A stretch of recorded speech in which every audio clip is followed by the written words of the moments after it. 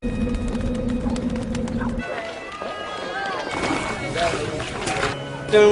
lugar namin, Sitio Maligaydos, San Vicente, San Pedro, Laguna. Siyempre, alam mo naman, ganitong lugar, squatter area, tabing release, dikit-dikit ang bahay. Madilim talaga rito sa lugar ko na to. Wala kami dito sa loob, lagi kami sa labas. Nadadapa kasi madilim, yung dadaan mo, hindi mo alam, may nakaharang.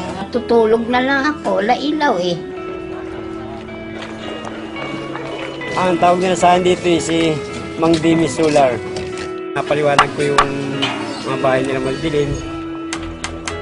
Bubutas ka ng yero, lalagay mo yung bote, lagyan mo siya ng sealant, bago lagyan mo siya ng tubig na mineral, lalagyan ng sunrocks.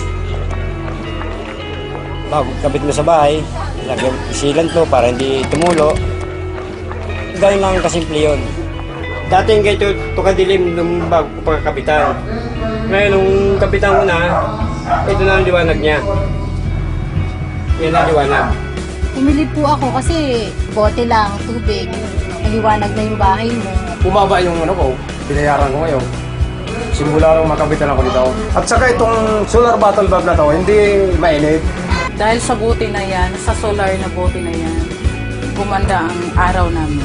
Ang nalagyan na namin ito ay bali 643. Gusto nga namin tuloy-tuloy para marami nga matulungan mga tao rin na yung maliwanagan mga bahay nila madidilim. Parang katulad na rin ng bumbilya.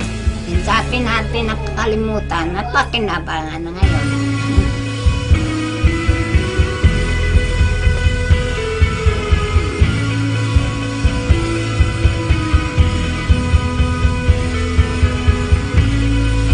Maliwanag